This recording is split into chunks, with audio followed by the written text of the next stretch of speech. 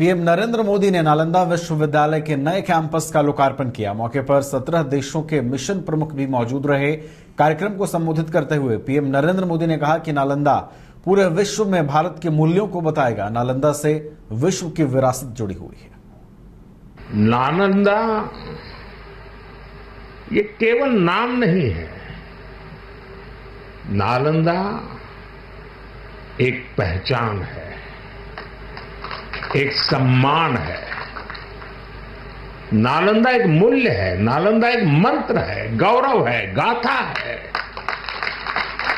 नालंदा है उद्घोष इस सत्य का कि आग की लपटों में पुस्तकें भले जल जाएं, लेकिन आग की लपटें ज्ञान को नहीं मिटा सकती।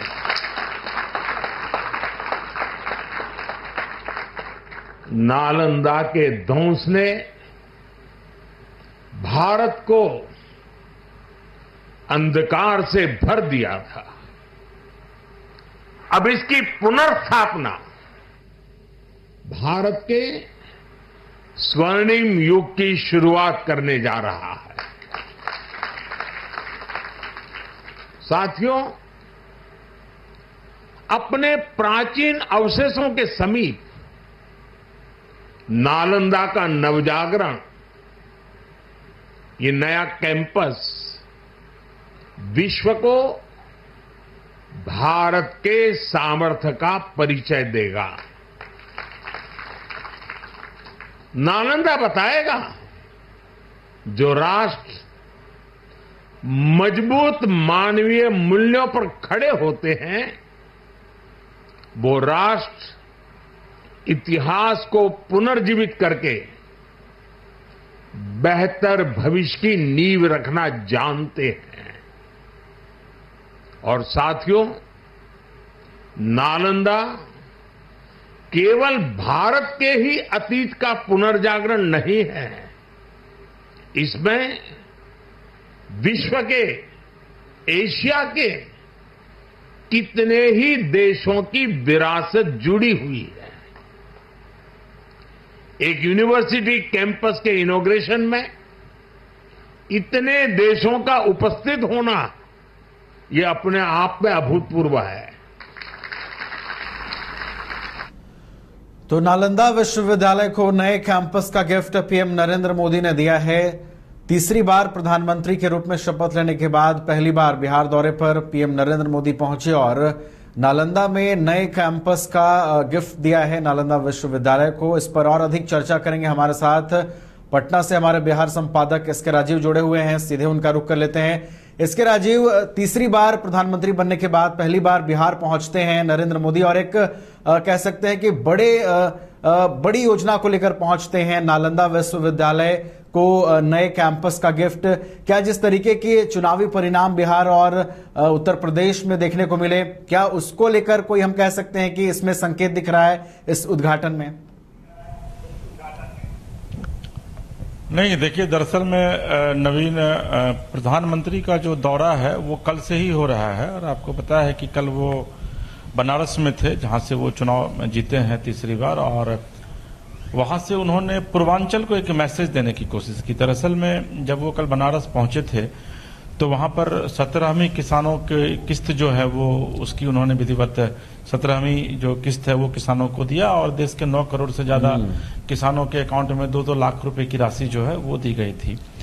उसके बाद फिर वो देर शाम कल गंगा आरती में पार्टिसिपेट किए, वहां से उन्होंने काशी वासियों को संबोधित भी किया और उसके बाद आज सुबह लगभग 10:20 पर वो गया एयरपोर्ट पहुंचे, जहां पर कि नीतीश कुमार सहित कई बड़े नेता जो हैं उन्होंने उनकी अगवानी की, उनका स्वागत किया और फिर उसके बाद वहां से वो राजगीर पहुंचते हैं 10:30 बजे।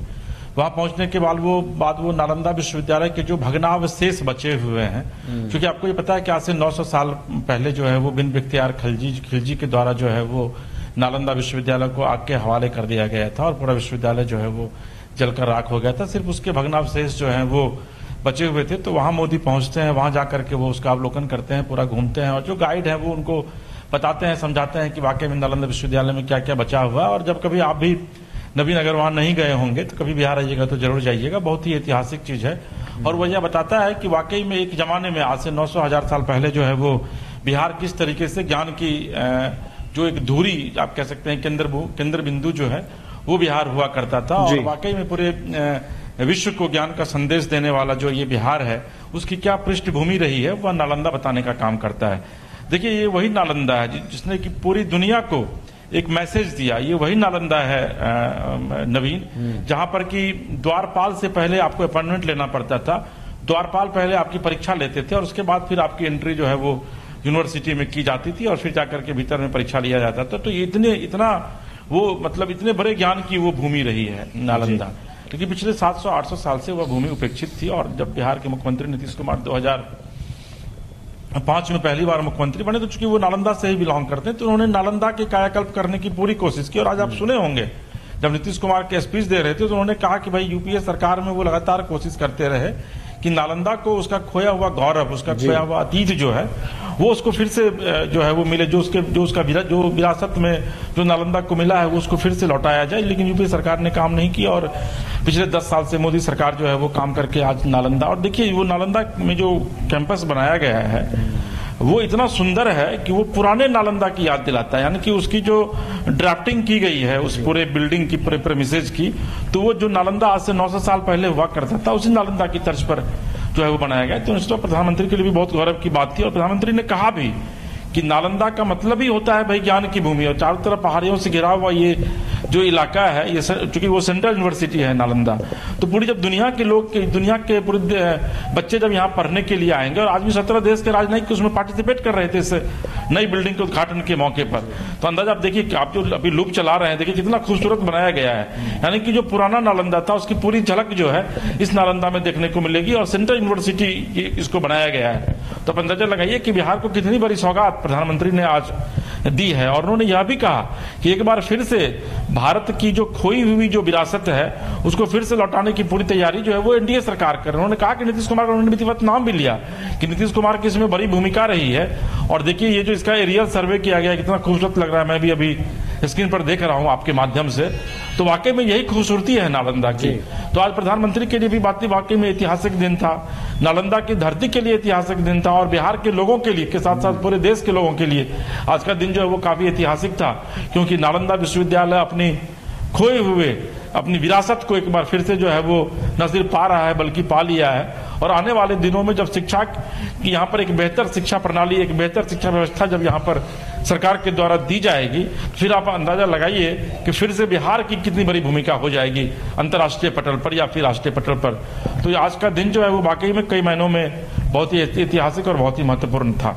बिल्कुल, बेहद ऐतिहासिक और महत्वपूर्ण दिन था इसके राजीव। और जैसा कि आपने बताया कि पूरे देश के लिए, सिर्फ बिहार नहीं बल्कि पूरे देश के लिए गौरव का दिन है, क्योंकि पीएम ने भी अपने संबोधन में ये कहा इसके राजीव की पूरे विश्व में नालंदा जो है वो शिक्षा के मूल्यों को दिखाता है। और नालंदा से जो अतीत जुड़ा हुआ है, भारत का गौरवशाली जो अतीत जुड़ा हुआ है, उसको एक बार फिर से पूरी दुनिया देखेगी, पूरा भारत देखेगा। और 800 साल का जो लंबा इंतजार था, जिसकी बाट नालंदा जो रहा था, कहीं ना कहीं आज वो सफल हुआ है। और आज सिर्फ नालंदा को नहीं बल्कि पूरे देश को एक बड़ी सौगात कह सकते हैं कि मिली है। और प्रधानमंत्री के हाथों नालंदा विश्वविद्यालय के कैंपस का उद्घाटन किया गया है। देखिए इसके राजीव, यहाँ पर मौजूदगी थी सीएम नीतीश की भी, और वो एक बार फिर से पुराने अंदाज में नजर आया, जिस तरीके से वो लगातार स्वागत करते रहे हैं पीएम का बिहार में। उन्होंने ये कहा कि प्रधानमंत्री नरेंद्र मोदी के हाथों ये काम हो रहा है, ये खुशी की बात है। इसके साथ उन्होंने ये भी कहा कि नालंदा और राजगीर के विकास के लिए हम लोग लगातार तत्पर हैं। और कहीं ना कहीं सीएम नीतीश के मैसेज से यह भी लग रहा था कि जो विशेष राज्य के पैकेज को लेकर लगातार बातें होती रही हैं, तो इस बार उम्मीदें हैं पीएम से विशेष राज्य को लेकर भी। नहीं, देखिए नीतीश कुमार अपने पुराने अंदाज में थे, और अपने पूरे वो लगभग 15 मिनट के स्पीच में उन्होंने 7 बार प्रधानमंत्री मोदी को धन्यवाद दिया और कहा कि भाई देश के ये पहले प्रधानमंत्री हैं जो कि राजगीर आए हैं और यहाँ पर आकर के वो इतनी बड़ी चीज जो है, इतनी बड़ी सौगात जो है वो बिहार के साथ साथ देशवासियों को दे रहे हैं। और उन्होंने यह भी कहा कि नालंदा जो है वो नालंदा के अगर आप इतिहास पर ध्यान देंगे नवीन, तो एक जमाने में आज से लगभग 800-900 साल पहले वहां पर लगभग 8000 बच्चे नालंदा यूनिवर्सिटी में जो है वो पढ़ा करते थे और बहुत ही विशाल प्रेमिसेस उसका हुआ करता था। आज भी जो उसके भग्नावशेष हैं वो चीख चीख करके इस बात की गवाही दे रहे हैं कि किस तरीके से उसका एक स्वर्णिम इतिहास हुआ करता था और किस तरीके से जब बिन बख्तियार खलजी जब यहाँ पर शासन करने के लिए आया था तो किस तरीके से वहाँ उसको ध्वस्त किया गया था। क्योंकि देखिए शिक्षा एक ऐसी चीज है, कहा गया कि शिक्षा मानव के जीवन की एक ऐसी महत्वपूर्ण कड़ी है जिसके बाद शिक्षा से मानव जो है वो वाकई में मानवता को प्राप्त करता है। ठीक है ना, अगर शिक्षा नहीं हो तो फिर मानव जो है वो उसमें और दानव में कोई अंतर नहीं रह जाता है। तो चाहे वो बिहार के नालंदा विश्वविद्यालय की बात करें या फिर आप विक्रमशिला विश्वविद्यालय की बात करें जो भागलपुर में है, तो ये दो ऐसे विश्वविद्यालय थे, तक्षशिला विश्वविद्यालय, ये सब ऐसे विश्वविद्यालय थे जिसने न सिर्फ भारत बल्कि उस समय चूंकि भारत की जो सीमा होती थी वो गांधार तक, मतलब पूरा एशिया जो है वो भारत के अधीन हुआ करता था। और आपको ये भी पता है कि सम्राट अशोक जो है इसी मगध की धरती से बिलोंग करते थे जहां आज प्रधानमंत्री गए हुए थे और वो पूरी एशिया पर वहां से वो शासन करते थे, चंद्रगुप्त मौर्य। तो बहुत ही सुंदर एक इतिहास, एक अतीत रहा है इस इलाके का। और आज नीतीश कुमार ने वही बताने की कोशिश की प्रधानमंत्री को, और यही बताने की कोशिश की कि प्रधानमंत्री किस तरीके से काम कर रहे हैं। प्रधानमंत्री ऐसे प्रधानमंत्री हैं ये इस बार कि जो सिर्फ विकास करना जानते हैं, जिनके मतलब ड्रीम में जो है वो डेवलपमेंट रहा है कि किस तरीके से विकास किया जाए, किस तरीके से विकास का एक जो है वो खाका खींचा जाए, किस तरीके से तैयार किया जाए ताकि आने वाले दिनों में और ज्यादा से ज्यादा जो है वो बिहार नहीं बल्कि पूरे राष्ट्र का विकास हो। तो और दूसरा जब का सवाल है कि विशेष राज्य का दर्जा, देखिए इस बार की गवर्नमेंट में नीतीश कुमार की एक बड़ी भूमिका है, 2 मंत्री हैं उनके, इसके अलावा 12 जो है वो जेडीयू के विधायक हैं। तो ये नीतीश कुमार को पता है कि बहुत ज्यादा प्रेशर अगर वो पॉलिटिक्स करेंगे, सत्ता में बहुत ज्यादा प्रेशर बनाएंगे, तो नरेंद्र मोदी एक ऐसे प्रधानमंत्री हैं, या जब वो मुख्यमंत्री भी थे गुजरात के तो वो ऐसे मुख्यमंत्री रहे हैं जो खुलकर डिसीजन लेते हैं। यानी कि उनको इस बात से कोई मलाल नहीं रहता है कि भैया आप अल्पमत में सरकार है तो हमारी सरकार चली जाएगी, तो वो खुलकर, तो ये नीतीश कुमार को भी पता है कि बहुत ज्यादा वो प्रेशर दे करके कोई भी काम करवा नहीं सकते हैं। और रही बात स्पेशल स्टेटस की, तो स्पेशल स्टेटस की कैटेगरी में बिहार जो है वो अब नहीं आ पा रहा है, क्योंकि आपको पता है अगर रंगनाथन कमेटी की आप रिपोर्ट को पढ़ेंगे तो उस रिपोर्ट में बिहार जैसे प्रदेश को विशेष का दर्जा नहीं दिया जा सकता है। उसके लिए फिर सरकार को अमेंड करना पड़ेगा अपने कानून में। हालांकि क्या कुछ होगा ये तो आने वाला वक्त तय करेगा, लेकिन आज का जो दिन है वो वाकई में बिहार के लिए एक गौरवशाली दिन है, क्योंकि आज फिर से एक बार बिहार का जो नालंदा विश्वविद्यालय है अपने खोए हुए अतीत पर जो है वो न सिर्फ इठला रहा है, गुमान कर रहा है, बल्कि उसको लग रहा है कि हमारा जो एक सुंदर अतीत हुआ करता था उसको एक बार फिर से बिहार में जो है नालंदा विश्वविद्यालय ने गेन कर लिया है, जिसमें कि नीतीश कुमार के साथ साथ प्रधानमंत्री मोदी की एक बड़ी भूमिका है। बिल्कुल, नालंदा जिले के लिए बड़ा ऐतिहासिक दिन, साथ ही साथ पूरे बिहार वासियों के लिए गौरवशाली दिन। एक बार फिर से नालंदा विश्वविद्यालय पूरे विश्व में शिक्षा का अलख जगाने का काम करेगा और इसकी शुरुआत हो गई है।